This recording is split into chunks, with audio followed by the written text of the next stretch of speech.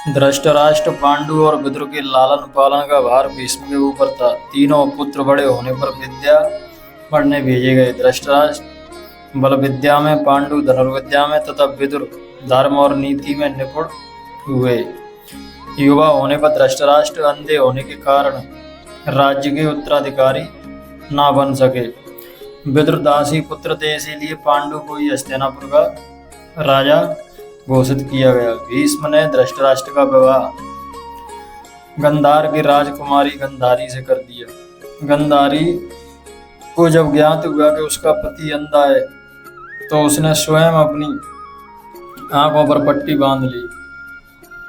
उन्हीं दिनों यदुवंशी राजा सूरसेन की पोषित कन्या कुंती जब सयानी हुई तो पिता ने उसे घर आए हुए महात्माओं की सेवा में लगा दिया। पिता के अतिथि गृह में जितने भी साधु महात्मा ऋषि मुनि आदि आते, कुंती उनकी सेवा मन लगाकर किया करती थी। एक बार वहां दुर्वासा ऋषि आ पहुंचे। कुंती ने उनकी भी मन लगाकर सेवा की। कुंती की सेवा से प्रसन्न होकर दुर्वासा ऋषि ने कहा, पुत्री, मैं तुम्हारी सेवा से अत्यंत प्रसन्न हुआ हूँ। अतः तुझे एक ऐसा मंत्र देता हूँ जिसके प्रयोग से तू जिस देवता का स्मरण करेगी वह तत्काल तेरे समक्ष प्रकट होकर तेरी मनोकामना पूर्ण करेगा। इस प्रकार दुर्वासा ऋषि कुंती को मंत्र प्रदान करके चले गए। एक दिन कुंती ने उस मंत्र की सत्यता की जांच करने के लिए एकांत स्थान पर बैठकर उस मंत्र का जाप करते हुए सूर्यदेव का स्मरण किया। उसी क्षण सूर्यदेव वहां प्रकट होकर बोले, देवी, मुझे बताओ कि तुम मुझसे किस वस्तु की अभिलाषा करती हो। मैं तुम्हारी अभिलाषा अवश्य पूर्ण करूंगा। इस पर कुंती ने कहा, हे देव, मुझे आपसे किसी भी प्रकार की अभिलाषा नहीं है।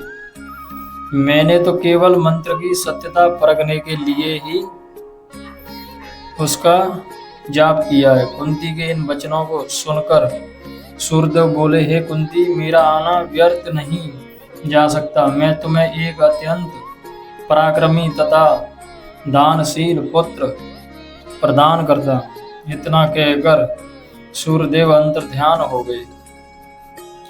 कुंती ने लज्जा बस यह बात किसी से नहीं कही, किसी से कह न सकी। समय आने पर उसके गर्भ से कवच कुंडल धारण किए हुए एक पुत्र उत्पन्न हुआ। कुंती ने उसे एक मंजूषा में रखकर रात्रि बेला में गंगा में बहा दिया। वह बालक बहता हुआ उस स्थान पर पहुंचा जहां पर धृतराष्ट्र का सारथी अधिरथ अपने अश्व को गंगा नदी में जल पिला रहा था। उसकी दृष्टि कवच कुंडल धारी शिशु पर पड़ी।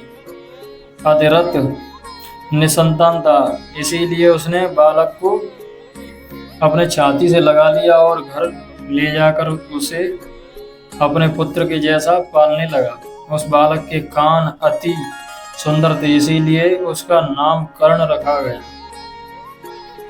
कालांतर में कुंती का विवाह पांडु के साथ हो गया। मद्र देश के राजा ने भी पांडु के पराक्रम से प्रभावित होकर अपनी कन्या माद्री का विवाह पांडु के साथ कर दिया। दोस्तों, आपको ये वीडियो अच्छी लगी हो तो वीडियो को लाइक करें और चैनल को सब्सक्राइब करें। जय श्री राम।